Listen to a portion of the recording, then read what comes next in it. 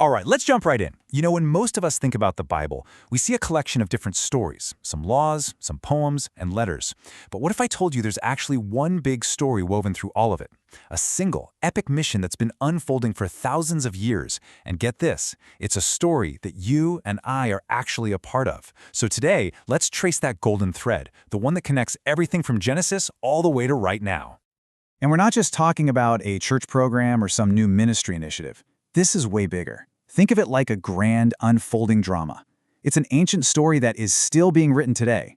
And honestly, understanding it doesn't just change how you read the Bible. It can completely change how you see your own purpose in life.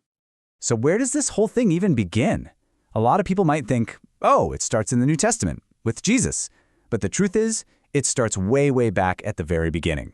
This wasn't some plan B or a side project. The idea of a global mission was baked into the story from page 1.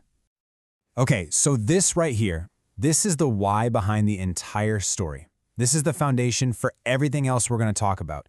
It's this deep desire for every single group of people on earth, every tribe, every language, every family, to know who God is and to glorify His name.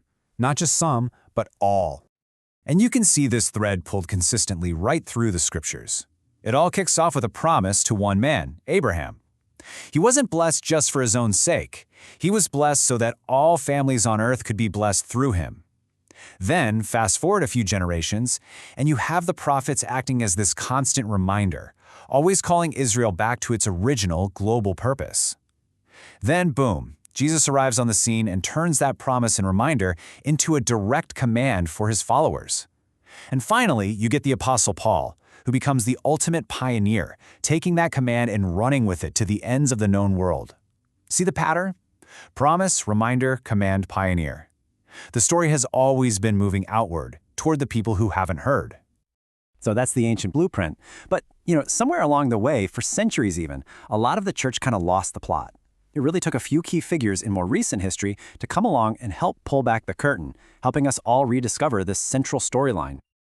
In modern times, you have this guy, William Carey, who just shattered the church's complacency and really reignited a passion for the world. Then, in the 20th century, a missiologist named Ralph Winter gave us a totally revolutionary way to see the task that was left. And then, building on his work, Rebecca Lewis came along and zoomed in even further, giving us the term that really defines the absolute front lines of this mission today. So let's start with Ralph Winter's big idea. What he did was brilliant.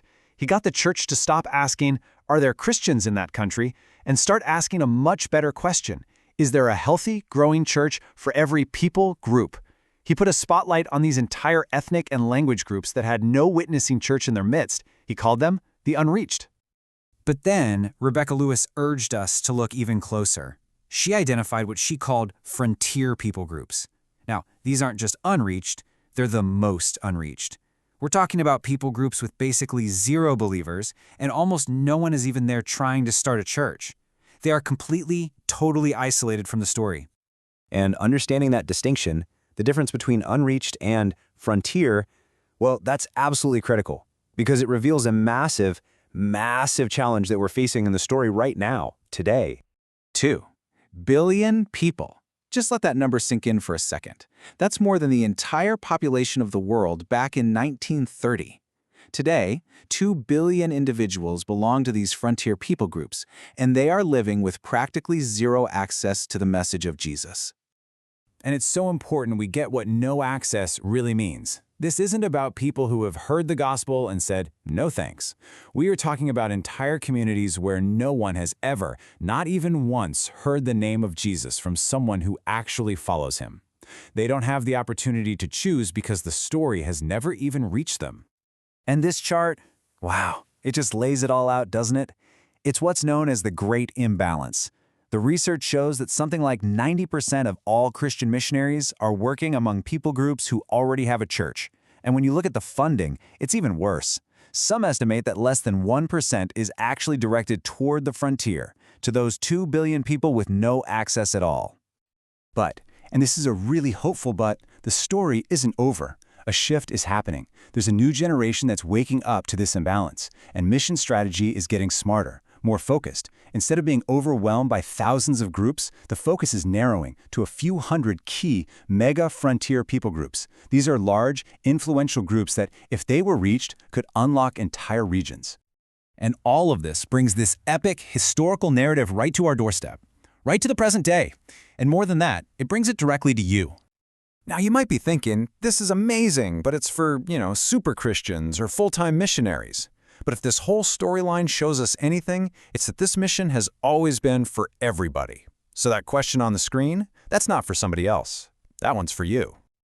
This right here is the key takeaway. Your faith journey isn't just a private, individual experience.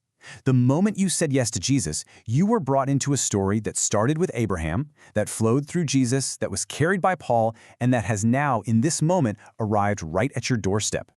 So what does joining the story actually look like? Well, it doesn't automatically mean packing a bag and moving overseas. It starts right where you are. It starts by just opening your heart to God's big, global purpose. From there, you can pray. You can send and support others. You can give to the work. You can get your own community excited about this. You become a carrier of this story, making sure it doesn't stop with you.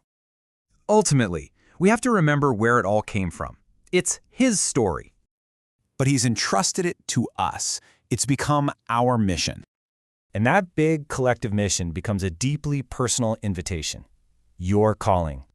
So, we end right where we began, with the story. It's ancient, it's persistent, and it is still unfinished. God has written a part for you in these final critical chapters. The only question left is, will you step into your role?